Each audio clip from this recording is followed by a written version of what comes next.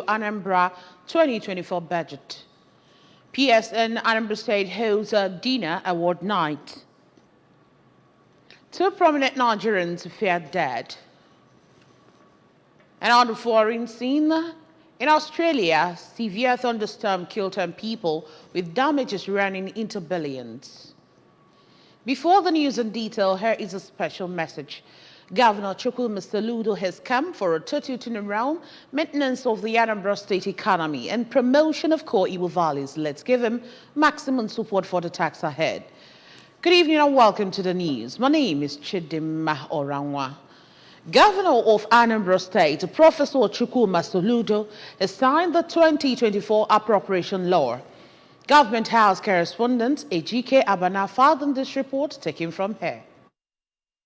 Signing the budget into law, which is an important part of the financial process as it ensures that public funds are spent in a planned and organized way that benefits Anambra and the economy. Government is now enabled to start spending the allocated funds according to the budget plan. Recall that on November 21, 2023, Governor Soludo presented a 410,132,225,272 naira budget for the 2024 fiscal year to the State House of Assembly. The budget, which is 57.8% higher than the 2023 budget, is focused on infrastructural development, education, and healthcare. Performing the function, Governor Soludo thanked all stakeholders who have been involved in the entire process, pointing out that Anambra State House of Assembly worked very hard.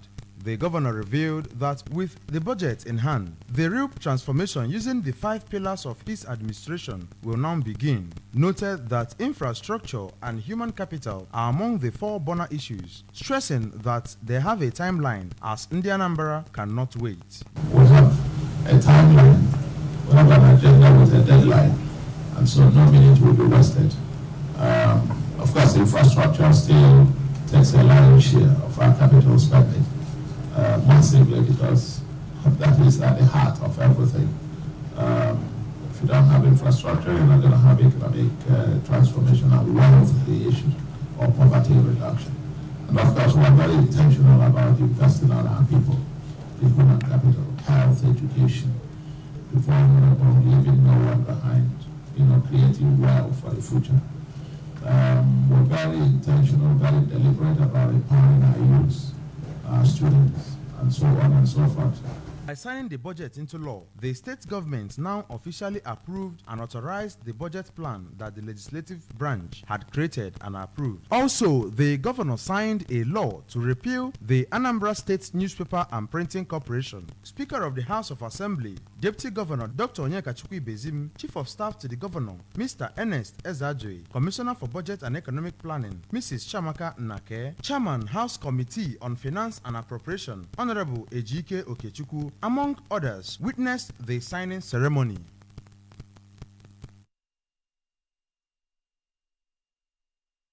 It is a popular saying that what has a beginning will also have an end. Most times the end comes with stock taking, assessment, and appropriate commendations and recognitions where necessary. These were what played out at the 5th annual dinner banquet of the Pharmaceutical Society of Nigeria, Anambra State in Oka, where the tenure of the pharmacist Josephat Obasa-led state executive came to an end and the pharmacist Emeka Okpana-led state executive began. Correspondent David Obokwasile tells us more.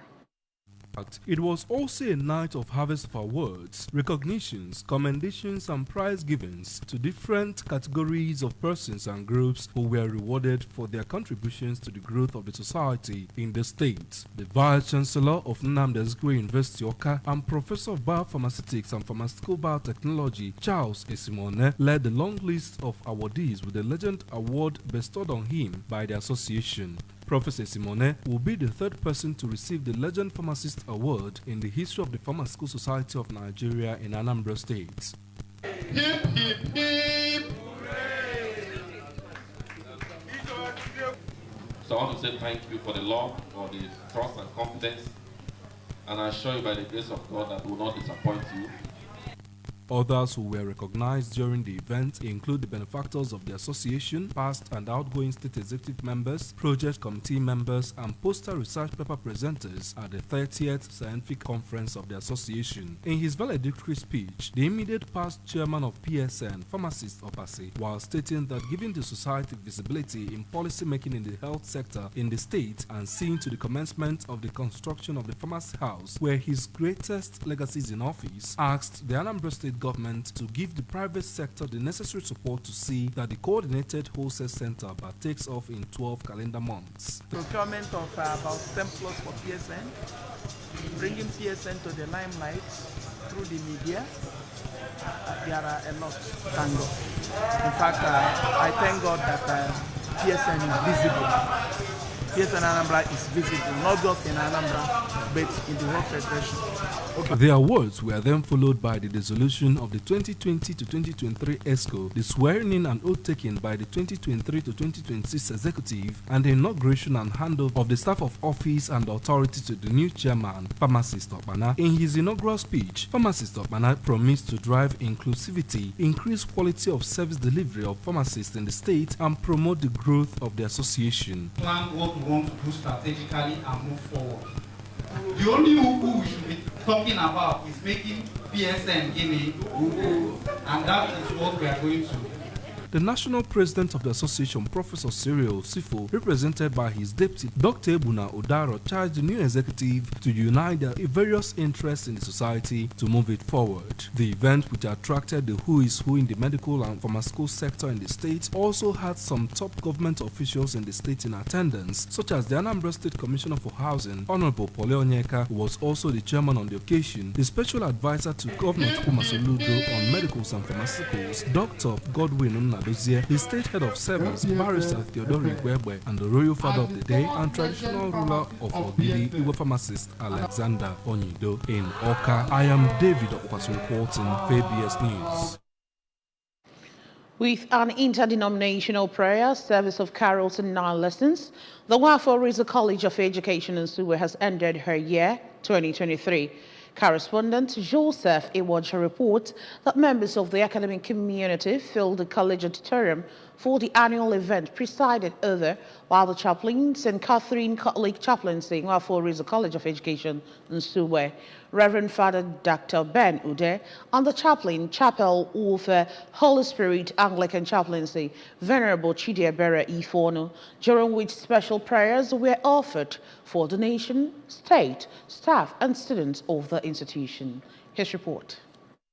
The college, Dr. Ifeyinwa Osebo, started the event with first biblical reading from Genesis chapter 22 from verse 15 to 18, followed by singing of Carol 1, led by the music department of the institution. Other biblical readings and singing of Carol followed in same order, lifting the souls of all gathered for the event. In a sermon centered on celebration in a turbulent moment like this, Reverend Father Dr. Ude described the present situation of things in the nation as transient and one that requires the wise to be patient while praying for a better year coming, noting that one cannot do anything except with God's divine help. Addressing the gathering, the provost of the college, Dr. Sebo, said the year has been a challenging one for the management, staff and students of the institution in terms of funds and other necessities, but God's grace enabled them keep surmounting obstacles. He listed accreditation of courses, timely completion of NCE and degree academic programs, and discipline in the institution as some of our achievements, and expressed optimism that the college will be declared University of Education in no time. About some of the projects which we have been able to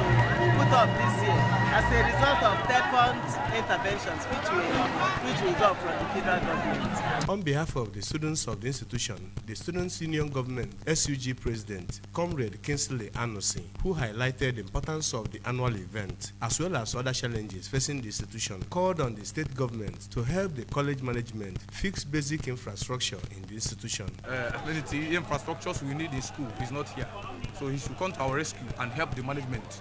From Nwafo Orizu College of Education, Sugbe, Joseph Ebocha reporting for ABS News. In a display of tradition and cultural heritage, Ajali community in Oroma North local government area has celebrated her 2023 Ajali Day. The celebration took place at Ajali Central School Field. Correspondent Emmanuel Chibota tells us more. Spectacle unfolded as distinguished sons and daughters of the community at home and in the diaspora gathered at the arena to partake in the festivity. From the crackling beats of traditional drums to the mesmerizing performances of Ohafia dance troupe and Umuada Ajali's Ojojo dance group, the event transcended into an evening of scintillating dance steps and soul-stirring songs, captivating the audience until late into the night.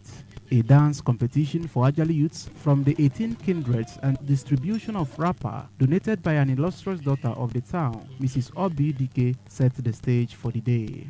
The seats at the venue were filled to capacity as men, women, and children, donned in traditional attire and in their best outfits, swayed to the rhythm, accompanied by the presence of different masquerades, including the awe-inspiring Odibendi Ajali masquerade and Ajofia Newi, which added a mystical touch to the celebration. Amidst the jubilation, the traditional ruler, Eze Augustine Nwangu, accompanied by traditional rulers, entered the arena with members of the royal cabinet to greet the audience. Igwe Nwangu, who was visibly radiating in joy, pledged to foster peace and illuminate the path of tradition, sharing insights into the community's ongoing renaissance of age-old traditions and reinventions. Thanking God for all His assistance, all the protection, all the blessings of the year. The whole community is here to say thank you, Lord. Being so kind, so protective, so magnanimous to my community. President General of Ajali Welfare Union, Mr. Tony Obiefuna, expressed gratitude for God's benevolence towards the community and urged collective efforts to realize the town's dreams. To showcase our cultural heritage. While the Transition Committee Chairman of Orumba North Local Government Area, Sir Ogochukwu Ekweme, the National Vice President Ohaneze Ndibo Worldwide, Chief Damian Okeke Ogene, and traditional ruler of Eziago, Igwe Bernard Emejuo, emphasized the event's significance in promoting Igbo culture globally. Speaking, President of Umuada Ajali, Deaconess Ihuoma Okoli, and the Chairman, Subcommittee on Event Planning and Management, Architect Sheikha Eni, shared their joy heralding the revival of Ajali's customary way of life. The Chairman, Ajali Day 2023 Planning Committee, Engineer Obi Okereke, called for an improved approach to Ajali as a related development, which will begin with a conscious effort to restore community motivation through forms of engagement that will help promote love, peace, and unity. The event featured award presentation to some contributors of development to the community. The grand finale was the launch of proposed multi-million naira ultra-modern Nigerian police Ajali Crescent, marking the climax of a day immersed in the rich hues of tradition and communal joy. From Ajali, Emmanuel Chibota for ABS News. Cynthia Ebere Amaka Okoye of Umuenechi Village, Nibo, has emerged the winner of the 2023 Adanibo Beauty Pageant. She got over 130 points to beat other 6 contestants and clinched the crown. Miss Oma Precious Okonkwo came second, while Chinecherem Camford Ajato took the 3rd position. Queen Animoga completes the story. Adanibo Carnival is a brainchild of engineer Stephen Ezagabo, owner of Port Entertainment, aimed at restoring the customs and traditions of Nibo in particular and Nibo in general. The event, which took place at Nibo Civic Center, attracted young and elderly people of the community, as well as the President General of Nibo Union, Professor Tony Nwokoye. The coordinator and host of the event, Ms. Chinwoke Ezagabo, said that the Adanibo Carnival and Beauty Pageant is an annual cultural event organized for the projection of the young maidens of Nibo community, where they are delivered from their timidity and brought limelight. She said this was the 80th edition, and the Page Entertainment crew over the years have been learning new things, expanding more, and are becoming more creative, even as she called for more support from Nibo indigenes. Is a cultural value. We started it to promote the Umuada Nibo of Nibo land. They need to try and speak to the daughters. The crown is not a useless crown. In this crown, funny enough, we've gotten Adas that got married and live outside the country. And on the 28th, one of our Adan Nibo will be getting married. It's just so alarming that they think that caging their daughters is the best. In her remarks, the new 2023 Adanibo, Miss Cynthia Okoye, pointed that her pet project for the 1 year of her reign is to float a program that could help preach against unwanted pregnancies among adolescent girls, and appreciated the organizers for finding her worthy of the crown. Girls of nowadays are getting unwanted pregnancy, and I'm not happy about it. So I would like to organize a program for them and teach them how to live their life without depending on any man. I would say thank you so much for the organizers. They make me so happy and I'm proud of it. And I'm also happy that they are proud of me too. Crowning of the Adanibo awards presentation to deserving individuals, music displays form the high points of the day. Governor Rotimi Akeredolu of Ondo State is dead. He reportedly died in Lagos on Wednesday at the age of 67. It was learned that he was managed by State House doctors after his death because they could not fly him abroad. Recall that the alien governor returned to Nigeria in September following a 3-month medical leave in Germany. Recently, he went on another medical leave after being directed by President Bola Tinubu to hand over power to his deputy, Lucky Aiyedati. In a similar vein, the former Speaker of the House of Representatives in the Fourth Republic, Gali Umar Naba, is dead. It was learned that he passed on in the early hours of Wednesday at the age of 65 after battling an illness. Naba from Kano State was elected member of the House of Representatives in 1999. He became the Speaker a few months after the inauguration of the House, following the resignation of the then Speaker Salisu Buhari from the same Kano State over certificate forgery scandal. Reports say at least 10 people, including a 9-year-old girl, have died in eastern Australia during severe thunderstorms on Christmas and Boxing Day. Most of the deaths were in the state of Queensland, where tens of thousands of people are still without power.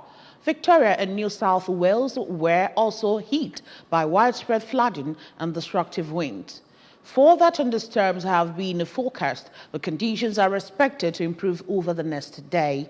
The winds were so strong in places, they tore roofs of buildings, felled trees, and ripped concrete-based electricity poles from the ground. Residents in parts of New South Wales and South Australia were shocked to find hailstones the size of golf balls blanketing their lawns in summer. The latest storms came more than a week after major floods covered some part of Queensland during Cyclone Jasper, with some areas experiencing more than a year's worth of rain in just a few days. Queensland and Premier Mr. Stevenson Mize said the cost of damage from both storms could run into billions. And that's just about it on the news tonight. But before we go, remember that you can follow news and programs on ABS from any parts of the world by liking our Facebook page. Follow us at Anambra Broadcasting Service. Subscribe to our YouTube page at ABS Television Oka. Follow us on X at ABS Radio TV and on Instagram at ABS Radio TV. You can also log on to our website at www.absradiotv.com. A quick recap of our major stories. Infrastructure, human development have taken front burner as Governor Soludo assent to Anambra 2024 budget. PSN Anambra State has held dinner and award night. 2 prominent Nigerians are yet dead. And we also told you on the foreign scene that in Australia, severe thunderstorms have killed 10 people with damages running into billions. Remember that Governor Chukwuma Soludo has come for a total turnaround, maintenance of the Anambra State economy, and promotion of core Igbo values. Let's give him maximum support for the task ahead. And that's it on the news tonight. Thank you for joining us. My name is Chidimma Orangwa. Compliments of the season.